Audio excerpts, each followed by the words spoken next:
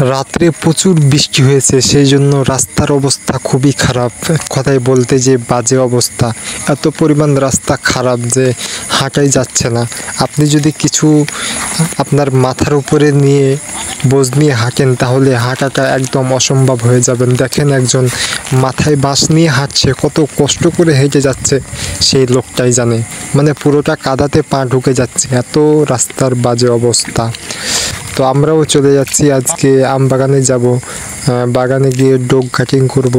কিভাবে আমরা dog cutting করব এই ভিডিওর মাধ্যমে সব কিছু দেখতে পাবেন। তো চলুন বাগানে গিয়ে কথা হবে। তো ফাইনালি দেখতে পাচ্ছেন এখন বাগানে চলে আসছি, হাতে চা।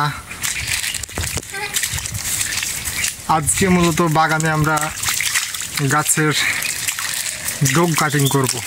তো আপনাদের দেখাবো সমস্ত বিষয়গুলি যে কিভাবে আমরা ডগ কাটিং করছি। একজনকে দেখেন ভোর রাতে এসে বসে আছে, পানি হয়েছে তাও দেখেন কত সকাল সকাল আসছে। ধরে কয়টার সময় আছিস তুই? তুই একটা সময় সত্যি কথা কা 8টার সময় 5-6টা দিকে 5টা-6টার দিকে আসি। পানি হয়ে গেলে তো আসছে পানির সময়। তুই ভিজতে ভিজতে আসলি? ছাতা নিচ্ছি। ছাতা? তো ডগ কাটিস নিয়েছে কাকা মানা করে হলো? যদি ঘরে বসবি না আমি পুরে গেল পেহিত हम पेहित हाँ कौन पेहित देखो कौन कैरेट में जाकर अगर नीचे पर आए हैं कैरेट में जाकर नीचे चाचा তোমার চুলার উপরে পা দে দে। তুই পরে চুলা দেখতে পাচ্ছিস? হ্যাঁ দেখতে ভাই ভাই বো কানা কি দিলে না যে ফোকাতে পা ঢুকে দে। ওই যে চাচা চুলা দে পা ঢুকে দে জার্মান। ওটা চুলা বাজা হন এই যে চুলা এটা চুলা, ওটাই চুলা থাকবে। কই তো রাম করে আলি কত গলা কত গলা সকাল ভরি আমেছে সব গলা তুই করে লিয়েছে দুনামলি দুস না বেলা করে আলি কি খাইছ কাল দিয়া তো ঘরে এটা কইল ওতো কত তুই চাচা চুলা থাকে না এরকম করলে সিক মিক ব্যাগ সুট ছুটকে দিয়ে যাবা কে বাপু গা আর ওর গাছে তুই যাবে আর মানের গায়ে জোর এখন জরিমানা লাগার দরকার আরে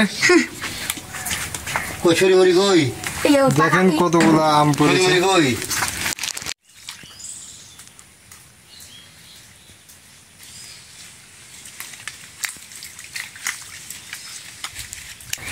আজকে রাত থেকেই প্রচুর বৃষ্টি হয়েছে আর বাগানে অনেক পানি জমে আছে, মানে পুরো বাগানটা একদম স্যাঁতস্যাঁতে হয়েছে দেখুন। আর রাস্তা তো পরিমাণ কাদা হয়ে আছে তা বলার কথা না, মানে এত বাজে অবস্থা, হাঁটা যাচ্ছে না সে রাস্তা দিয়ে। এক কথায় বলতে গেলে আপনি যদি হাঁটেন তাহলে 1 ঘন্টাতে আপনি 1 কিলোমিটার হাঁটতে পারবেন, মানে আপনার গতি থাকবে এই রাস্তার মধ্যে। খুবই বাজে অবস্থা রাস্তার, মানে অনেক কষ্ট করে হেঁটে আসলাম। তো দেখতেই পাচ্ছেন আমরা এখন ডগ কাটিং করছি, গাছ থেকে কেবল ডগগুলোকে কেটে কেটে নামালাম। এখন এক জায়গাতে জমা করে আমরা সেই ডগগুলোকে এখন সেই পাতাগুলোকে ঝরিয়ে ফেলছি। আপনারা যদি ডগগুলো কাটিং করতে না জানেন এমনভাবে কাটিং করবেন আপনার পাতার আশেপাশে কিন্তু ডগগুলোর চোখ থাকবে, সেই চোখগুলো যেন কোনোভাবেই কেটে না যায়। যদি কেটে যায় তাহলে কিন্তু আপনার সেই ডগটা নষ্ট হয়ে যাবে। কলম করলে কিন্তু সেই ডগটা থেকে কখনোই আর নতুন ডগ গজাবে না। তো সব সময় এই জিনিসটা মাথায় রাখবেন যেন কোনোভাবেই ডগের চোখগুলি নষ্ট না হয়ে যায়। খুবই সতর্কতার সাথে ডগের পাতাগুলা কাটিং করবেন। তো দেখতেই পাচ্ছেন আমরা সবাই মিলে ডগগুলা কাটিং করছি, তো দেখতেই থাকুন।